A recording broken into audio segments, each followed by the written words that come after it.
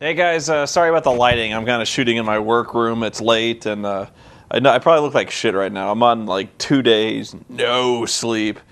I think I took a nap for like an hour and a half, and actually I felt pretty good when I woke up from that. Like I was actually really surprised that only like 90 minutes had passed my because it felt like 8 hours, but still, like you can't just sleep 90 minutes and it shows on it, So I probably don't look that good, but anyway, I didn't really have much of an agenda. I just been seeing a lot of comments and a lot of emails. I get a ton of emails asking me what I thought about.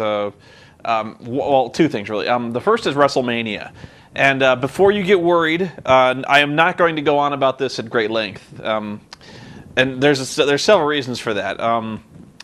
One is I know some of you guys are getting real tired of it, and saying like enough with the wrestling talk. And you know what? I think you're right. Enough with the wrestling, and it's not because I don't like talking about it. I do. I like talking about it a lot, and I used to like to watch it a lot. But I think after WrestleMania, and especially after the SmackDown I just watched, I'm tired. I'm tired of wrestling. Like I've been bitching about this for a long time. You can't go watching something this long and keep bitching about it because I'm probably one of the more diehard fans, and you know what? I'm kind of done. And I kind of go through phases like this where I'm kind of done with wrestling. And ironically enough, most of the time it's when John Cena is champion. Say that what you will. Actually, I will defend John Cena in one respect. Kids love him. And I do think he is very talented and very entertaining, but at the same time, he kind of represents an era of wrestling that I have kind of grown past, and we're kind of throwing back to that era. John Cena is essentially, it's like Hulk Hogan. That's the way that John Cena is being booked right now, is like this unstoppable, unselling monster who can just overcome an insane amount of punishment and just comes back and no matter what, and he wins, and he's always better than everybody, and he's the face of the WWE, and if I had John Cena in my company, let's say ideally I'm running the WWE right now, and I had a guy like John Cena. The guy sells so much merch, the guy moves merchandise. I wouldn't turn him heel for nothing. I'd have him doing the exact same thing he's doing all the time, because as long as it's selling fucking tickets, power to the guy. Let the guy do what he does. But I think for all I bitch about Impact, WWE does put on better shows, and in that WWE is at least competent. But at the same time, I don't really like watching it either. But WrestleMania, I was really disappointed with WrestleMania, and I'm never disappointed with WrestleMania. I watch it every year, and it's always very good. Except this year. I don't know what it was. It just felt like none of the matches were long enough.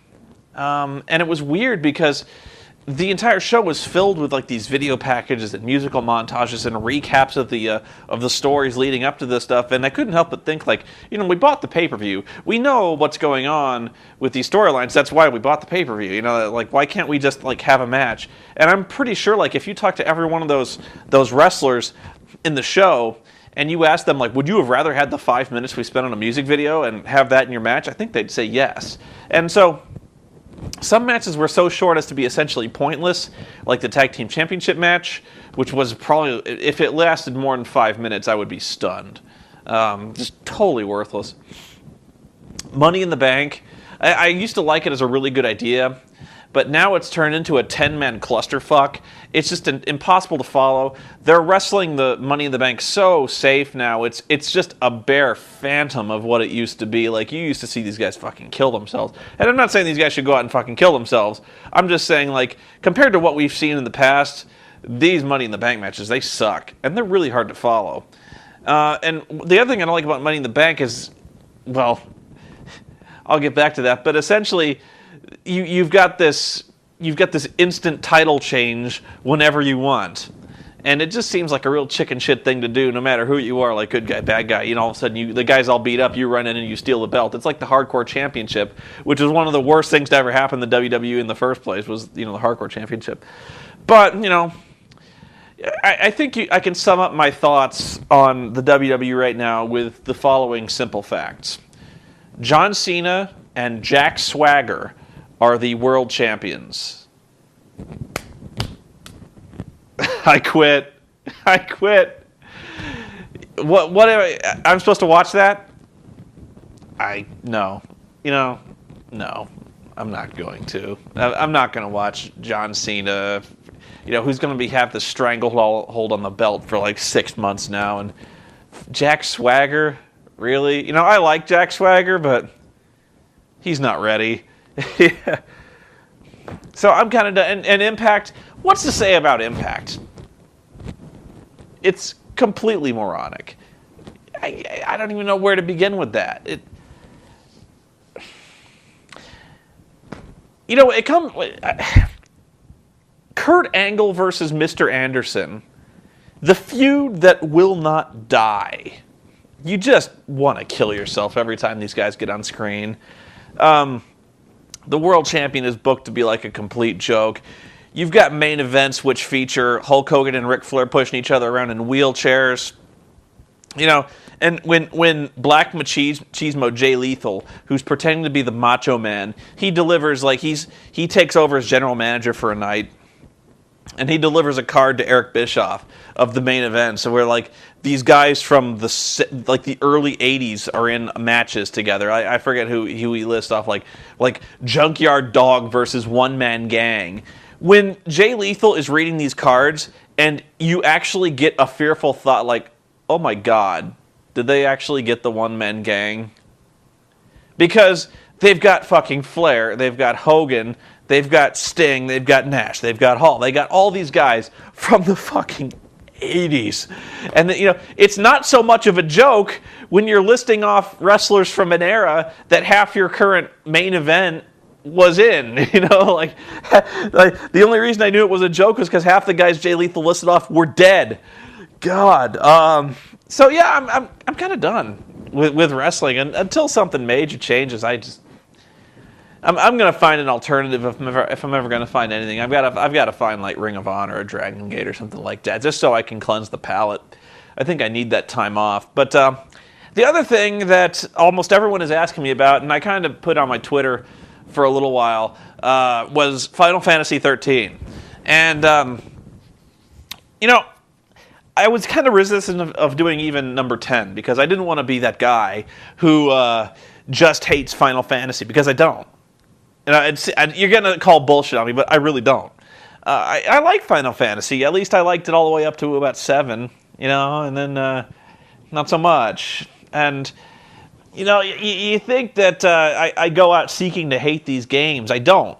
Why would I? Maybe it gives me something to bitch about, and that's always nice, but I don't want to sit around. I don't want to sit down and play a game going like, this is going to suck. I don't do... Why would... That's insane. Final Fantasy 13 looked really good to me. And believe it or not, I kind of like number 12, which put me in like a really... Like, even fans of the series didn't like 12. So...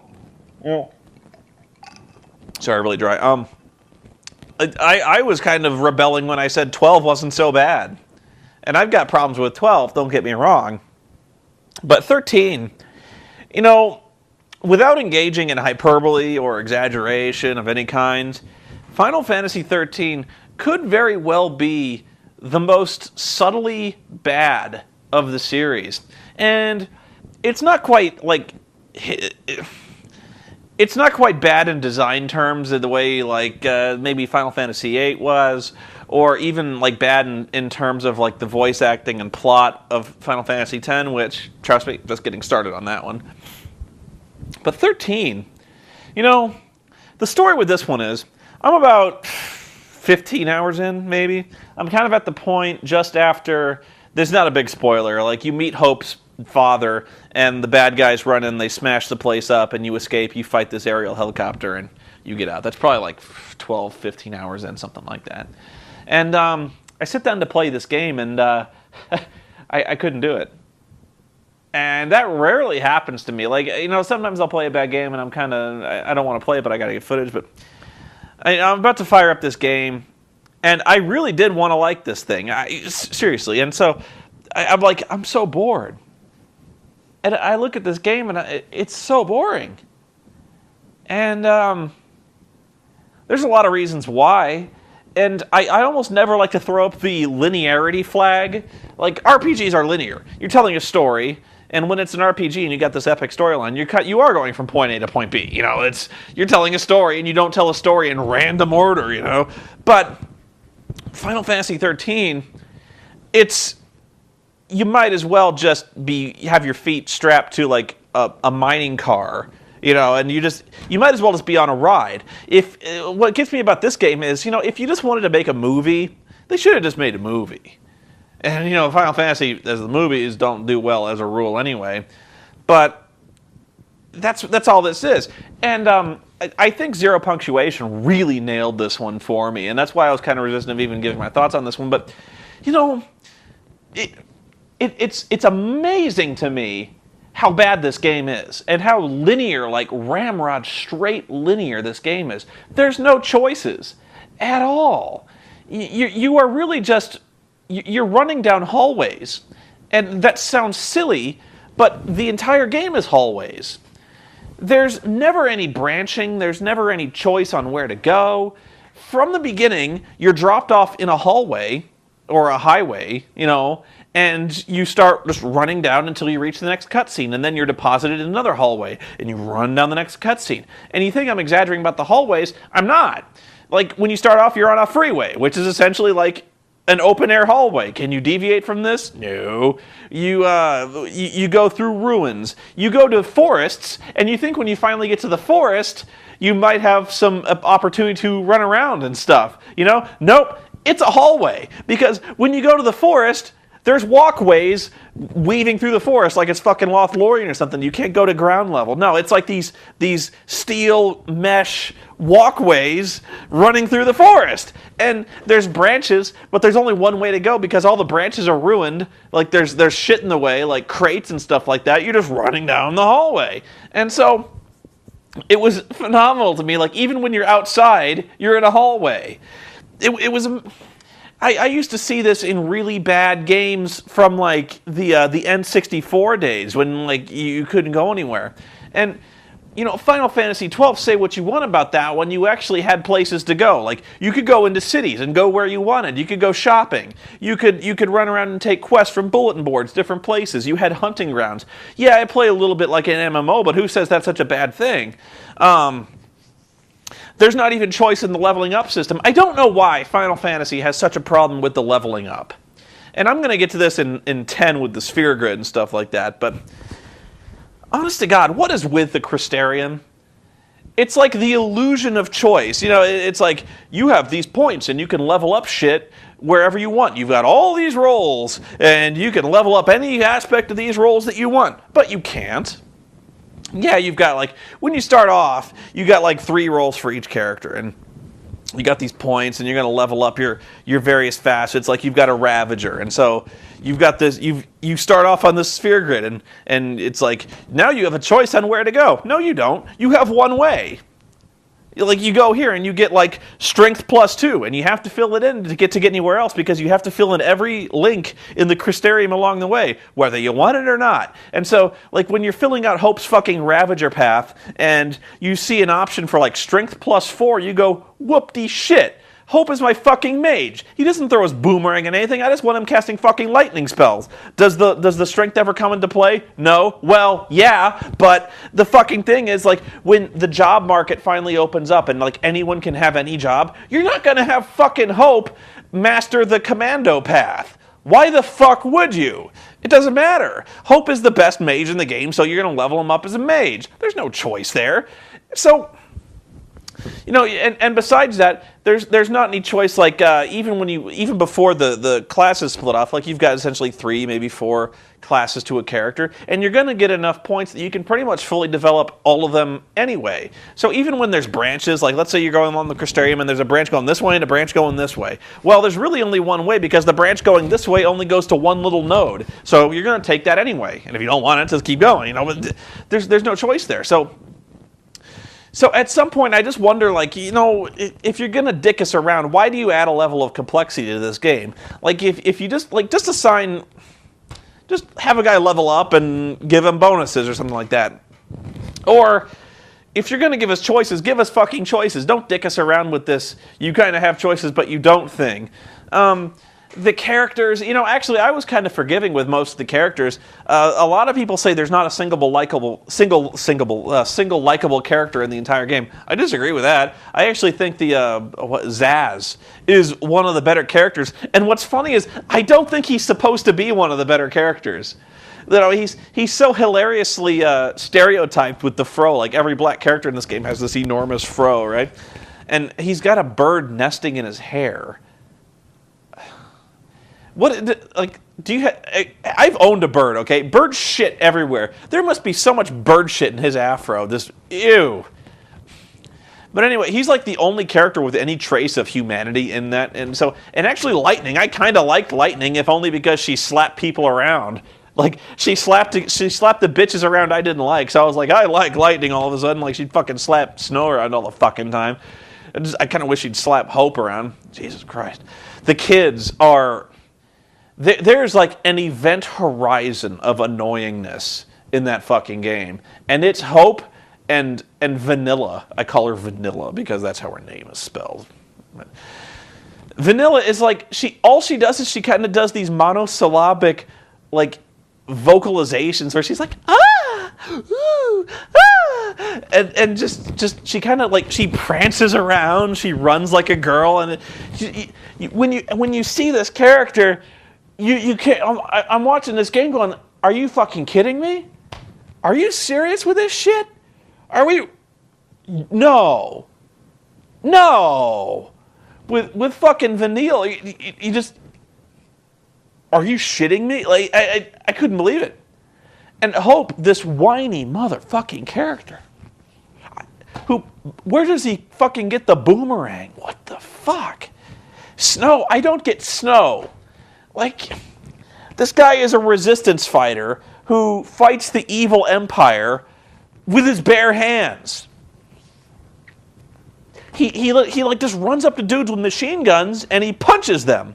Guys in like riot gear and helmets, and he hurts them. Like one of the earliest fights in this game is like you meet this 4-ton fucking Leviathan cybernetic tiger thing, and Snow's like, let's do this. And I'm like, are you out of your fucking mind?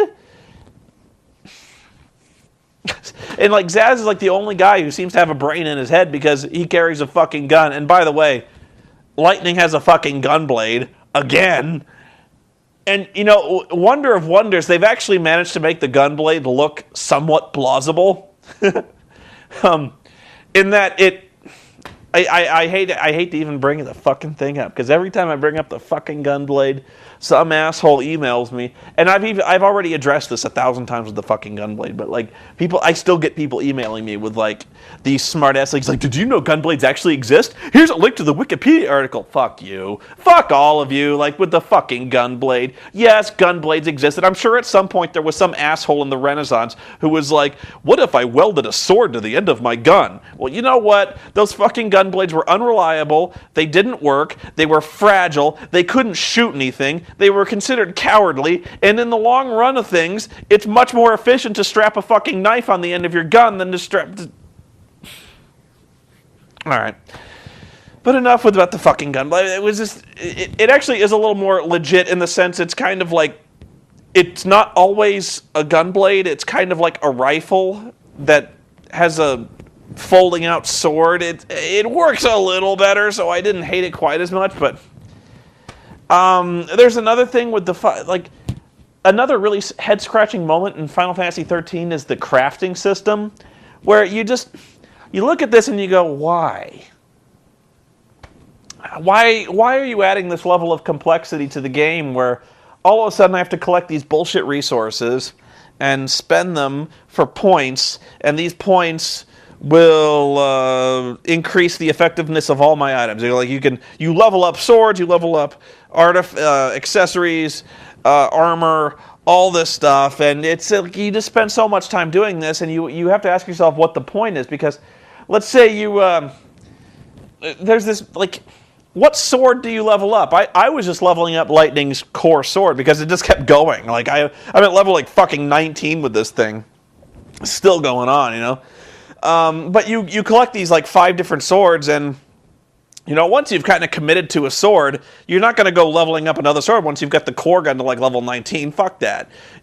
Why would you level up Snow's boomerang when Snow doesn't ever throw his boomerang? It's later on you eventually get to the point where like Snow's a mage. That's all he does is he throws fucking lightning spells and shit. Like he's not going to throw his fucking boomerang. Who gives a shit? I guess maybe some of the weapons add like status effects or something like that, but even so, who cares? What was so wrong with just like the old Final Fantasy style of just collecting weapons and finding one that was better or different modifiers than another and equipping them? It just seems like busy work, what else? Yeah, I actually like the combat system with the paradigms and stuff, but it's just that linearity and the god-awful, horrid storytelling. There's ways to tell stories, and there's ways not to, okay? For instance, they start you off in this game where nothing is familiar. You don't know anybody. You don't know where they're going. You don't know why they're doing anything. You don't know who they're fighting. You don't know any of the terminology they're doing. And they start you off, and they just, like, everyone already knows anything. There's not, and usually with games like this, even Final Fantasy X, let's just go with that. Even Final Fantasy X had better storytelling than this because it's a strange, unfamiliar world with different customs, different sports, different everything. Nothing is familiar, but you know what that game had to help things along was Titus. And if Titus did one thing right, it was that he was the dumbass everyman character that people had to explain things to. So, for instance, when they'd go to a town, Titus would look confused and stupid, and somebody would be like, "Oh, that's right, you've never been here before. Here's what this town's about." Or, "Oh, there's that monster. You know how you take care of that?" When Titus is like, "No." And so they're like, "Well, you haven't been around. It's been 1,000 years." And so they explain things to him. That's called exposition. That's called having a character who's a frame of reference for the audience, because the audience, like Titus, knows shit. So when you've got this game going on, and you're in this unfamiliar world, nothing is familiar to you, and you don't know shit, but everyone already knows anything, and everyone talks to each other like they already know everything. The audience is like, you want to clue us in? Like, hello? Am I here? What am I doing? Who am I fighting? What's a fucking fal'C? What's a l'C? And like the game throws you a bone in that, like, you watch this first fucking confusing cinematic. The game makes you feel so stupid because you play through like 3 hours of the game and they're like, "We have to go to Palampolum," and you're like, "Cool. Where? Why?" And they're just like, "Yeah, we have to go." And all right. But so this game, like every time something happens, it goes, "Your data log's been updated." And so you open up your data log and there's like fucking reams of text screens explaining shit. And so I guess I'm glad that they bothered to explain shit. But at the same time, like if you have to go to a movie, like let's say you're going to a movie and like you go to Clash of the Titans or something like that, and they're like, "Okay, this movie is really fucking confusing. So, here's the Iliad. Fucking read this before you watch Clash of the Titans." And you'd be like, I just want to watch my movie. Like, when you have problems when your storytelling is so bad you have to hand out like flyers. You have to hand out the Cliff's Notes to your own fucking story so people know what the fuck is going on. This is basic stuff. It's called exposition. It's called telling a story and not fucking confusing your audience. I get that they want to start off in the middle of the action, keep things moving, not have to stop and explain shit. But if you're worried about that, you need to find a way to tell your story more clearly. You don't just resort to, I would rather have a long exposition scene where some guy explains shit to me than the guy being like, "Okay, we're in this world, and you may not know this, but there's monsters in this empire. You know what? Here, read this." That is horrible. That's like the worst thing you could possibly do. Talk about killing anyone's possible interest in this thing. And I don't get... I really don't get why this is so hard. I'm always on the lookout for good console RPGs, and I found a ton of them. So don't make it out like I'm just out to hate Final Fantasy, or I'm just out to hate games. I don't like anything. I've heard that, like, you hate it. You hate everything. You don't like shit. I like tons of stuff. You know what? I've played so many good RPGs that I just don't want to waste my fucking time with this game. And I wish it was good. I really do.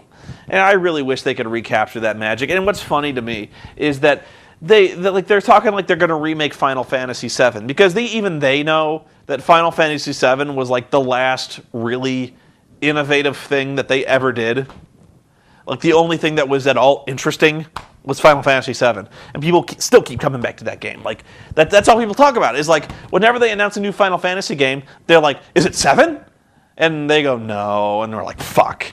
Like, I don't care. I don't know why we all think that. We played 7. We played it to fucking death. But like, 7 was just that good. I busted its balls, but that was being funny. So. I guess in a way I understand. Like, even fans kind of realize that 7 was the last great thing to ever happen in the game, and you're kind of fooling yourself if you think you like this game. Seriously, just even 8 was confusing, but it told a story better. Like, it's amazing to me that how far this series has fallen, and how, like, it just I was kind of digging it for a while, because it was doing something new, I thought, with the story, the kind of involving storytelling, and it was being it was unorthodox. I was like, they're trying something new. I'm going to bear with this for a while. I'm going to ride this out, see how it goes. And it just doesn't get any better. It's just like, one thing that bugs me about this game. I'm going to go off on a little tangent for a little bit. The fal'Cie.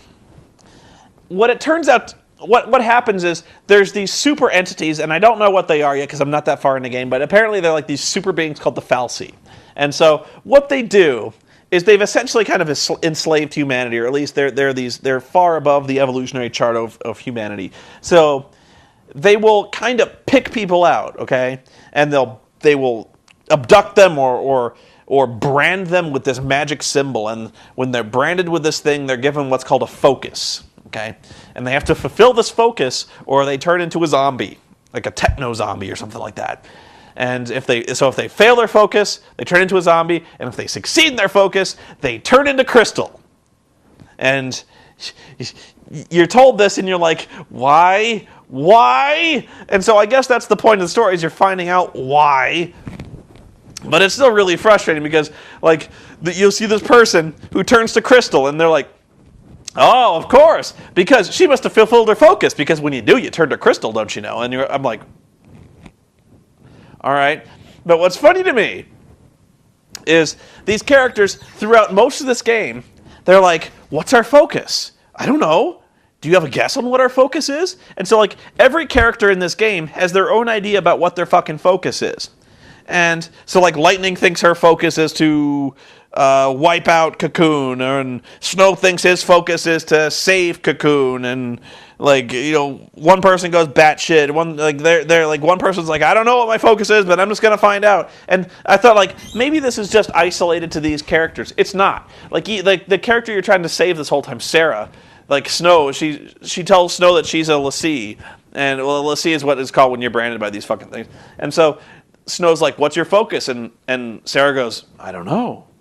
Maybe I'll find out." Like, seriously, when you're a fal'Cie and you want to get something done, just tell the fucking guy what you want done. Don't do this thing where, like, you tattoo someone on their ass and you're like, "Go do that shit or you're a zombie." And the guy's like, "All right, what?" And like the fal'Cie is just like, "I'm mysterious." That doesn't help. How are you supposed to fucking guess? Like you get these vague psychic notions. The fuck is that supposed to mean? Like, how the fuck are you supposed to guess anything? These fal'Cie are fucking idiots if they want to get shit done. Like if the fal'Cie was like, "I want you to assassinate the president," and all it gives you is like a flash of John F. Kennedy, and you're like, "What? You You want me to see John F. Kennedy and the Fal'C is silent. Like that's all you get, If that's all you get. So, what does it want? How are you ever supposed, I guess you're just supposed to, just guess randomly at what you're supposed to do to fulfill your focus. And if you guess right, which is it could be anything, you turn to crystal. Joyous day. I'm sorry. It just gets to me with the fucking Fal'C. And, it couldn't write a note. It couldn't just, talk to me. Open its fucking robot mouth and be like, kill the president, kill the president. I don't know. But as for, good games, I've played better RPGs. The Persona series, awesome series. Really. In fact, I'm still, I kind of gave up Persona 4 for a while, and God help me, I don't know why I did, because that game was awesome. I'm not even sure how far I am. I'm probably not even a quarter of the way through that game, but I was having a blast with that game. And I put it away to play fucking Final Fantasy 13. Must have my fucking head examined.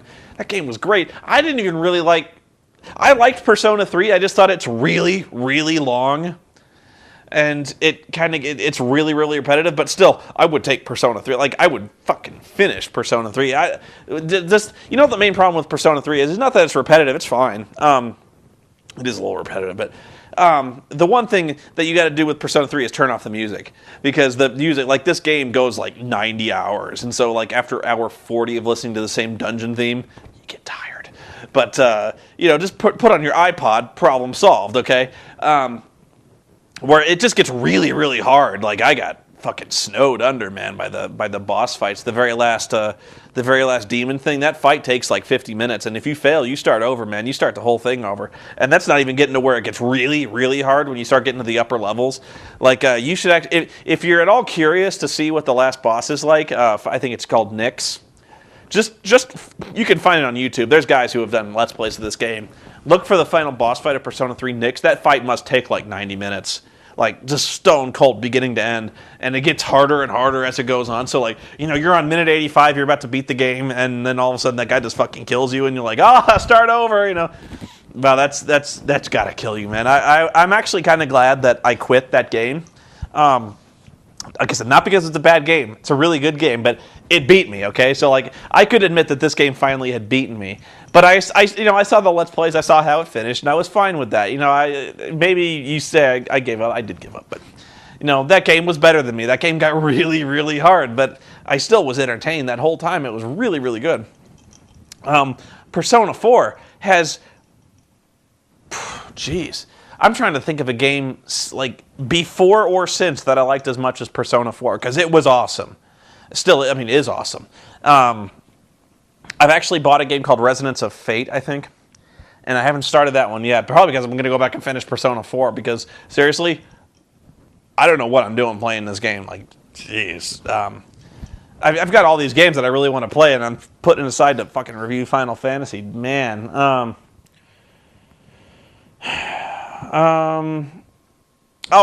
will tell you that one thing I was wrong about. This is very briefly. I do enter movies sometimes with a very negative attitude. So I sometimes don't give some things a chance, which is wrong. Judging the book by its cover. But one movie that I thought would be terrible, and I really, really liked, was Sherlock Holmes. I swear to God, I saw that movie and I saw fucking Robert Downey as Sherlock Holmes in a fight club, an underground fight, boxing match, and I was like, oh God. And I know a lot of people corrected me. They're like, Sherlock Holmes is an ass kicker, man. In the books, he fights and kicks ass. Yeah, kind of, I know, but let's not take the Sherlock Holmes novels as like masterpieces of literature, because a lot of them were really good, but Conan Doyle was kind of a pulp fiction writer a lot of times too. So, he wrote good stuff. Not denying that. But there were good times and there were bad times with Sherlock Holmes, and so you got to kind of pick and choose your Sherlock Holmes moments. And so, Sherlock Holmes as the ass kicker, not necessarily all of his best moments. But yeah, I really liked it. I for once really liked the fact that Watson is not played as a bumbling fat moron. I really like the fact that Watson is a smart guy who can throw down, I've just seen so many Holmes things where Watson is like this, what's all this then, Holmes? Bloody hell, man, how'd you figure that out, eh? What? And so Holmes, very patiently, outlines to, a child, his observations, notice there, the chalk on his lapel, Watson, clearly indicating a professor of some kind. And Watson is like, by Jove, Holmes, I think you're right. And so, die. And Watson, but you hear Watson, he's not as smart as Holmes is, but he's no dullard, In fact, In many ways, he's got the common sense factor that Holmes lacks. And so I really did like the personification, the differing characters of Watson and Holmes. I thought they played together well. Now, the entire premise of this movie is that Holmes and Watson are outrageously gay for each other. To the point where you're just like, guys, I know you guys are straight, but why don't you guys just fucking do it once and get it out of your system? Because at this point, kind of has to be done. You know what I'm saying? Yeah. The worst part of this movie is Rachel McAdams as the kind of love interest for Holmes, and she's terrible. And I like her as an actress, but man, she does nothing with this character. And I don't think there's much of this character to be done with it. She's kind of supposed to be like this femme fatale, lady in red type thing, but her character really doesn't work in what amounts to really an action comedy. Really, to the point I was saying, they should have cut her character entirely, because she is adding nothing to this whole story. This whole plot with Moriarty and shit goes nowhere fast. And I think the movie really would have punched along a lot better if you just excised everything from that story. They could have found a way to make that work, but man, not good. But what else can I review? Let me look around the house. I've been working so hard lately. I've been doing so much stuff. Ordinarily, I don't do reviews as fast as you've seen me do lately. I did Privateer the one week, and then right next week I turned around and did Ferris Bueller. Mainly because I really wanted to do a review for April Fool's Day, because I love doing those. So I'm glad you guys liked it. I wouldn't look forward to much more Dr. Insano. Just because you're not going to see Dr. Insano do movie reviews all the time. And besides the voice, it kills me. That wiped me out, man. I'm still kind of recovering from that. Hard time with that. I'm going to go because I think I've probably bitched about fucking Final Fantasy for probably an hour now. I can tell you what else I've been doing. I actually did take a break for a while. I probably shouldn't have, but I went board gaming again on Friday. Some of you may be surprised that I go board gaming, but I really like playing board games. I should probably show you my collection of board games at some point. That'd be kind of cool, just to show you what I've been playing. And it's not like Dragon Strike and Monopoly and stuff like that. I'm talking like actual board games, that are interesting for a change. Well, let's see. Yeah, I've been reading. I've been reading a lot of stuff. Probably too much stuff. I tend to read 3 books at a time, but I never focus on one at a time, which is really it means I go through books really fucking slow. I like audiobooks. I have an audible.com account, but Audible kind of frustrates me sometimes because they don't always have the authors I like. So there's big gaps in the Audible thing, and so what really frustrates me is when I'm looking for a book and they only have the abridged edition. That's why I Twitter something about why the fuck do they bother with abridged versions of audiobooks? Because it's kind of like you're just ripping chapters out of a book, and the story's probably okay, but at the same time, I don't know. The reason I like audiobooks is because when I'm driving around in the car, I like to listen to books. That was it. I used to do it a lot more because I had a really long commute to college. I had a 45-minute commute, so. You don't always want to listen to the fucking alternative rock stations all the time, and the music tends to be on a playlist. It loops. So even I get bored of my own music, so the audiobooks were a good change. And so I tend to listen to Terry Pratchett novels and stuff like that. Really good stuff. But yeah, I'm going to go, I'm going to play fucking Persona 4 before I go to bed, I figure, I got to cleanse the palate of Final Fantasy 13, man. It's kind of funny how I'm not really mad, raging mad as I was at 10, because 10 still that movie burns me, man. not movie. That game burns. Like I can't stand that fucking game. It just like it makes my teeth grind whenever I even like see fucking 10. That's why writing that game, like writing the review for that game, is so hard, because like every second of every cutscene is like I just shut up. So yeah, just fucking Titus and fucking Yuna, and I hate everyone in that game. It's just it's silly, but 13 doesn't really raise that kind of anger in me. In this, it's just sad. You know, this game should not be this bad. And it should not be this boring, and it should not be this linear. You know, how long did they spend on this fucking game? I mean, they made it look pretty. It's the prettiest game I've ever seen in my life, really. It boggles my mind the time, effort, and attention to detail that went into creating these fantastic vistas, which essentially amount to like a facade, because you can never explore these vistas. You know, it's like looking at a really nice picture. You know, the facial animations and the cutscenes are really awesome and breathtaking to look at, but it's just boring. Like, the story is not. Without a story, you've got nothing in this game. I don't care how good the game is. You know, the gameplay is actually really good, but when I don't want to play it because the story is so banal, you've given me no reason to fire up this game, and I don't get it. Like, how do you do a game this bad? Like, how do you write a story this confusing? It alienates your audience, and you can't do that.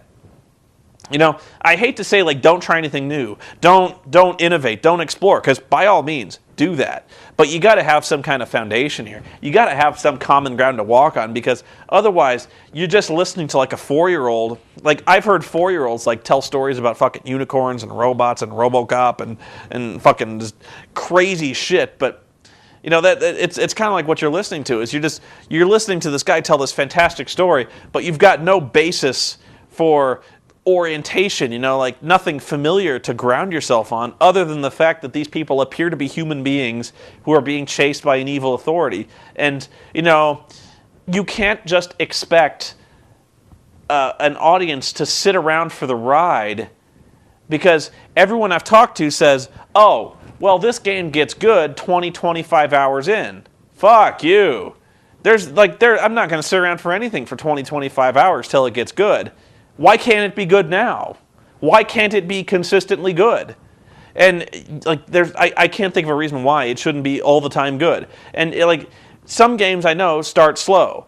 Like, even Fable and Fable 2 start slow, but slow in the sense that, like an hour. I'll ride it for an hour, but 25? Fuck you. Like, no, I'm not doing that. So, I know. I keep saying I'm going to sign off. I'm really going to sign off now. You guys have a good time. Stay tuned to the website, because I've still got a lot. I've been working on stuff pretty much around the clock, running myself ragged. I'm going to go to sleep real soon because I need it.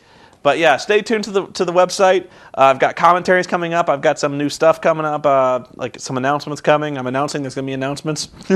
So pay attention, because it's going to be big things are going to be bopping around this website pretty soon. So yeah, see you guys later.